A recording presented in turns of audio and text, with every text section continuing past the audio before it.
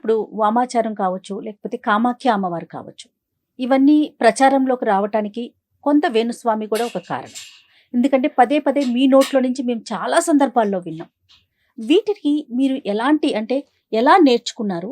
ఇది కఠోరంగా ఉంటుందని కూడా విన్నాం. అలాంటి సందర్భాల్లో మీరేమైనా ఇబ్బందులు పడిన సందర్భం కానీ, మీరెక్కడైనా ఆగిపోయిన సందర్భం కానీ ఉందా?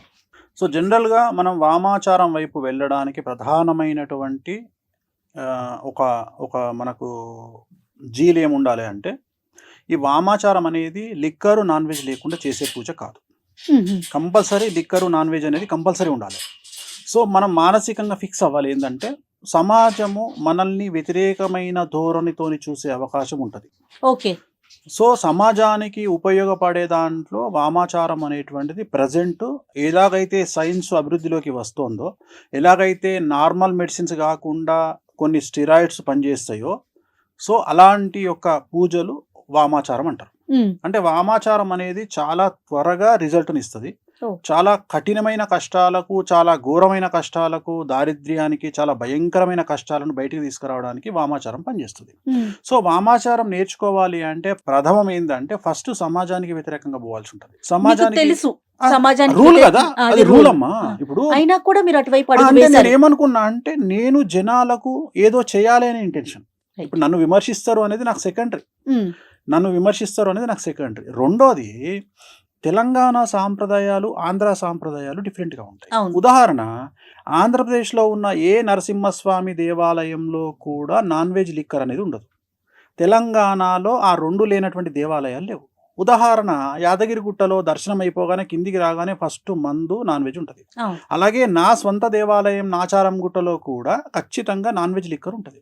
సో చిన్నప్పటి నుండి వీటిని చూస్తూ ఇవి ఏవి తప్పులాగా నాకు కనిపించాల. కారణం ఏంటి అంటే, తెలంగాణ ప్రాంతానికి సంబంధించినటువంటి వ్యక్తిగా నాకు ఇక్కడ ఆషాఢ మాసంలో జరిగే బోనాలలో నాన్ వెజ్ లిక్కరు లేనటువంటి పరిస్థితి నేను ఎప్పుడు చూడలేదు. కాబట్టి సో నాకు ఇబ్బంది అనిపించలేదు. రెండోది, నేను ఎక్కడ కనెక్ట్ అయినా అంటే, ఇవన్నీ పక్కకు పెడితే దీనివల్ల జనాలకు ఉపయోగపడుతుందా పడదా?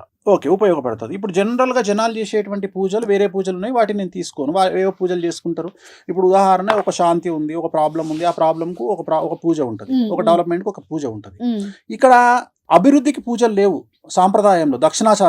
దక్షిణాచారము అంటే వామాచారానికి క్వైట్ ఎగనిస్ట్. అంటే సాత్వికమైన దేవతలు, గణపతి కానీ, వెంకటేశ్వర స్వామి వారు కానీ, వీళ్ళందరూ సాత్విక దేవతలు. సో వీళ్ళు ఇచ్చే రిజల్ట్ 10% ఉంటుంది. రెండవది, వీళ్ళు కష్టాలని పోగొడతారు తప్ప సుఖాలని ఇవ్వరు. గుర్తుంచుకోండి ఇక్కడ. సో సుఖాలని అంటే నేను మాట్లాడేది పొజిషన్, డబ్బు, ఎక్స్ట్రీమ్ లెవెల్ ఇయ్యరు. ఎక్స్ట్రీమ్ లెవెల్ ఇచ్చేవాళ్ళు కలియుగంలో దశమహావిద్యలు. సో దశమహావిద్యలు నేర్చుకుంటేనే నాకు చిన్నప్పటి నుండి ఏముంది మనసులో, కింగ్ మేకర్. సో ఆ కింగ్ మేకర్కు నేను కనెక్ట్ అయిన. ఇక్కడ ఏంటంటే మిరాకిల్ జరుగుతాయి. ఇక్కడ ఒక నార్మల్ పర్సన్ సూపర్ స్టార్ అవుతాడు, ఒక నార్మల్ పర్సన్ కోటీశ్వరుడు అవుతాడు. సో ఇవి నేర్చుకునే క్రమంలో ఎక్కడైనా ఇబ్బంది పడ్డారా మీరు? సో ఇవి ఫస్ట్ ఇక్కడ నా నిర్ణయము ఎందుకు వచ్చింది అనే చెప్తున్నా. అంటే నేను నిర్ణయించుకోవడానికి ఇది రీజన్. అరే మనం కింగ్ మేకర్ కాగలుగుతాము అనేటువంటి ఒక నిర్ణయము, ప్లస్ దాన్ని బేస్ చేసుకొని అవతలి వ్యక్తిని మనం ఏదంటే సక్సెస్ చేయగలుగుతాము అనేటువంటి ఒక నిర్ణయం ద్వారా నేను దశమహావిద్యలు నేర్చుకోవాలి అనేది నా డిసిషన్. ఈ డిసిషన్ అయినాక ఫస్ట్ కామాఖ్యకు పోయి, కామాఖ్యలో అక్కడ మనకు దీక్ష ఇచ్చేవాళ్ళు ఉంటారు.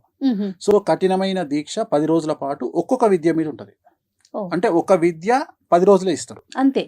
అట్లా 10 విద్యలు. సో 100 రోజులు పడుతుంది. కానీ వామాచారంలో ఏముంటుందంటే, యజమాని యొక్క కోరికలను 5 కోరికలను పేపర్ మీద రాసుకుంటాం. ఈ కోరికలు మేము మిమ్మల్ని అడగం, పేపర్ మీద రాస్తాం.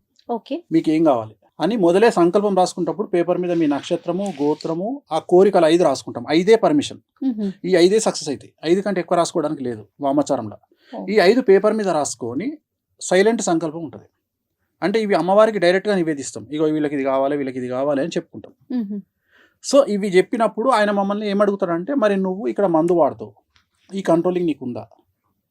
మందు ఖచ్చితంగా నువ్వు నెలకు ఇన్నిసార్లు మందు తాగాలి అని రూల్ ఉంటుంది. ఎందుకంటే ఎప్పుడైతే మేము దీక్ష తీసుకుంటామో, దీక్ష తీసుకున్నప్పుడు మా పొట్టలో అమ్మవారు ఉన్నట్టు మేము భావించాలి.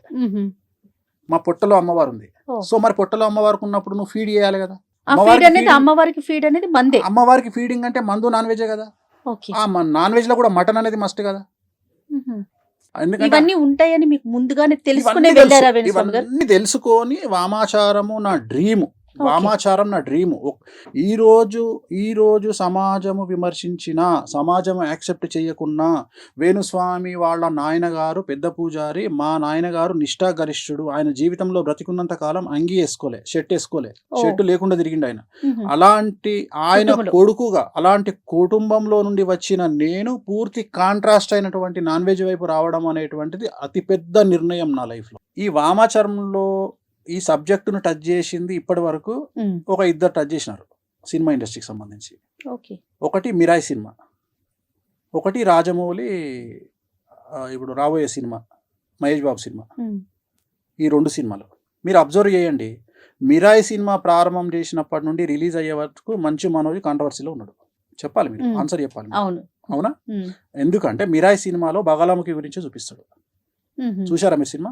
లేదండి. అయితే మిరాయి సినిమాలో బగాలాముఖి గురించి చూపిస్తాడు. దశమహావిద్యల్లో బగాలాముఖి ప్రాముఖ్యమైనటువంటి అమ్మవారు. మ్మ్. జస్ట్ ఆ పాత్ర వేసినందుకే ఆయనకు అంత కాంట్రవర్సీ సమస్యల్లో ఇరుక్కున్నారు ఆయన. ఇరుక్కుంటారు. సో ఇది స్పెషాలిటీ. రెండవది ఇక్కడ ఈ వామాచారం కాన్సెప్ట్ ఏంటంటే మనం 100 కోరుకుంటే అమ్మవారు 200 ఇస్తుంది. మ్మ్. Rajamouli cinema, Mahesh Babu cinema Varanasi. Varanasi launch చేసినప్పుడు One మీరు more. అబ్జర్వ్ అయిన దాంట్లో వారణాసి. వారణాసి సినిమాలో దాంట్లో మీకు చిన్నమస్తా దేవి గురించి చూపిస్తాడు. చిన్నమస్తా అమ్మవారు తల నరుక్కొని ఉంటది, ఆమె గురించి చూపిస్తాడు. జస్ట్ ఆ లాంచింగ్ లోనే హంగామా జరిగింది. మ్మ్. అవును. అంటే నేను అనేది ఏంటంటే ఇగో ఇంత సంచలనం ఉంటుంది లైఫ్. సో వీటిని యాక్సెప్ట్ చేయగలిగినటువంటి బాధ్యత మన మీద ఉండాలి. ఇంకా నాకేం వద్దు, ప్రశాంతంగా వెళ్ళిపోవాలని కోరుకోవాలి. అనేది నా కోరిక. సో అది దానికోసం నా ఏమైందంటే నేను ఏదైనా చేస్తా. మీరు నమ్మరు, ఇవాళటి వరకు నేను చేసినటువంటి పూజలలో అమ్మాయిల దగ్గర నేను సింగిల్ ఎన్పి తీసుకోవాలి. ఇవాళటి వరకు, ఈ రోజు వరకు ఏ హీరోయిన్ దగ్గర కానీ, ఏ ఆర్టిస్ట్ దగ్గర కానీ, ఏ సెలబ్రిటీ దగ్గర కానీ నేను డబ్బులు తీసుకోను అమ్మాయిల దగ్గర. నేను అమ్మాయిని దేవతా స్వరూపంలో చూస్తా. మాకు ఫస్ట్ ఇచ్చేటువంటి రూల్ ఏంటంటే, మా నియమాలలో ఫస్ట్ నియమం ఏంటంటే అమ్మాయిని స్త్రీని దేవతగా చూడాలి. ఓహో. ఎందుకంటే మేము పూజించే కామాఖ్య, మేము పూజించే దశమహావిద్యలు అన్నీ కూడా యోని రూపంలో ఉంటాయి. అవును. సో అందుకని ఏమంటాడంటే నువ్వు ఫస్ట్ యోనిని వేరే రకంగా చూడకు. నువ్వు నీ పుట్టుకకు కారణమైనటువంటి ఒక అమ్మని చూసుకో, ఒక అమ్మవారిని చూసుకో. అందుకని మేము జీవితంలో ఏ అమ్మాయిని వేరే దృష్టితో చూడము, ఓన్లీ అమ్మవారి దృష్టితోనే చూస్తాం. మ్మ్. మా దృష్టిలో ప్రతిదీ అమ్మవారే. సో ఎక్స్ట్రీమ్ థింకింగ్ ఉంటుంది. ఆ థింకింగ్ను, ఆ కనెక్షన్ని ఏర్పాటు చేయగలిగిన వాడు మా గురువు. ఓకే. వేణుస్వామి గారు, ఇప్పుడు మనం కంప్యూటర్కి మన బర్త్ డీటెయిల్స్ ఇచ్చేస్తే జాతకం వచ్చేస్తుంది, పూర్తిగా చెప్పేస్తుంది. ఇది ఒక పక్కన నడుస్తుంది. మరో పక్కన తంత్రం కానీ, మంత్రం కానీ, యంత్రం కానీ, వీటిని నమ్మే వారి సంఖ్య కూడా పెరుగుతూనే ఉంది. రెండింటిని మీరు అసలు ఏ దృష్టితో చూస్తారు? అసలు నేను సైన్స్ కంటే, నేను మిగతా వాటికంటే వీటినే ఎక్కువ నమ్ముతా. ఎందుకు నమ్ముతా అంటే తాంత్రికం కానీ, భక్తి కానీ, భయం కానీ, దాంట్లో మార్పు ఏదైనా కావచ్చు. కొంతమంది దేవుడి దగ్గరికి భయంతో వెళ్ళే వాళ్ళు ఉంటారు, కొంతమంది భక్తితో వెళ్ళే వాళ్ళు ఉంటారు, కొంతమంది ప్రేమతో వెళ్ళే వాళ్ళు ఉంటారు. ఓకే. గూగుల్ సెర్చ్లో 2000 సంవత్సరం తర్వాత కనుక మనం గూగుల్ సెర్చ్ చేస్తే టోటల్ జనాభాలో 8% మంది భగవంతుడి వైపు వచ్చినట్టు, భక్తి మార్గం వైపు వచ్చినట్టు గూగుల్ సర్వేలు చెప్తున్నాయి. 8%. 8% పెరిగింది. అండ్ ఇంకొకటి ఏఐ అంటారు కదా, ఆర్టిఫిషియల్ ఇంటెలిజెన్స్ వచ్చి బిగ్గెస్ట్ ఫెయిల్యూర్ కాబోతుంది నా ప్రిడిక్షన్. అంటే అది నేర్చుకోకపోతే, అది లేకపోతే భవిష్యత్తే లేదు అంటున్నారు కదా. కొన్ని జాబులు, కొన్ని జీవితాలకే క్వశ్చన్ మార్క్ వచ్చేస్తుందని వింటున్నాం. అంటున్నారు దానికి కదా. మీరేం చెప్తున్నారు? నేను అదే చెప్తున్నా. నేను నిజమైన వర్త్ ఉన్న క్యాండిడేట్, నిజమైన విద్య ఉన్న క్యాండిడేట్, ఆర్టిఫిషియల్ ఇంటెలిజెన్స్ రావడం వల్లనే మన వర్త్ తెలుస్తుంది. మీకు అర్థమైందా? ఆర్టిఫిషియల్ అంటే మన కాంపిటీటర్ ఉన్నప్పుడే మన వర్త్ తెలుస్తుంది. సో ఇప్పటి వరకు మన కాంపిటీటర్ లేడు. మన బ్రెయిన్కు, హ్యూమన్ బ్రెయిన్కు కాంపిటీటర్ లేడు. మనం ఎన్నో దాటిపోయినాం. ఇప్పుడు ఏ అనేది మనకు ఒక కాంపిటీటర్కి వచ్చింది. వచ్చి ఇప్పుడు ఏమంటుందంటే నువ్వా నేనా అంటుంది. ఇప్పుడు నేను అని ప్రూవ్ చేసుకునే అవకాశం వచ్చింది. ఇప్పుడు చాట్ జీపీటీలో మీరు మీ డేట్ ఆఫ్ బర్త్, మీ టైం కొట్టంగానే జాతకం చెప్తుంది. అవును. మీరు వేరే జ్యోతిష్కుడి దగ్గరికి పోవాలంటే ఎప్పుడు పోతారంటే చాట్ జీపీటీ కంటే ఇంకేదో విషయం అవతల మీకు ఆ జ్యోతిష్కుడు చెప్పగలిగినప్పుడే పోతారు. ఆ పరిస్థితి వస్తుందంటారా? ఇప్పుడు ఆల్రెడీ ఉంది కదా. నేను అదే చెప్తున్నా. ఏఐ మనల్ని మింగేస్తుంది అనే మాట ఏం లేదు, తప్పది. నేను అదే చెప్పబోతున్నా మీకు. అంటే నాకున్న అవగాహన ప్రకారం ఏఐ మీ దృష్టిలో ఒక వర్డ్, నా దృష్టిలో ఏఐ అనేది మేషరాశి. సో భగవంతుడి వైపు అందరూ చూస్తున్నారు. సో అందుకని మనకు ఎంత ఏఐ వచ్చినా, ఎంత అడ్వాన్స్ అయినా, మళ్ళీ మనకు భగవంతుడి మీద భక్తి, ప్రేమ, మనం ఎట్లా హ్యాండిల్ చేస్తాం అనేది. ఉదాహరణ వెంకటేశ్వర స్వామిని నేను ఒక తండ్రిలాగా ట్రీట్ చేస్తాను. నాకు అక్కడ భక్తి ఉండదు, నాకు ఆయనతో అటాచ్మెంట్ కనిపిస్తుంది. ఓకే. నా దగ్గర ఉండే ఫోటోలన్నీ చాలా పెద్దగా ఉంటాయి. నేను ఏం చేస్తా అంటే నాకు బాధ వస్తే ఎదురుగా కూర్చొని ఆయన దిక్కు చూసుకుంటూ ఆయనతో మాట్లాడుకుంటా. అది పిచ్చి అనుకుంటారు జనాలు. సో అట్లా చాలా మంది నాలాగా మాట్లాడుకునే వాళ్ళని నేను చూసిన. చాలా మంది హీరోయిన్స్, కొంతమంది హీరోయిన్స్ డాడ్ అని పిలుస్తారు వెంకటేశ్వర స్వామిని.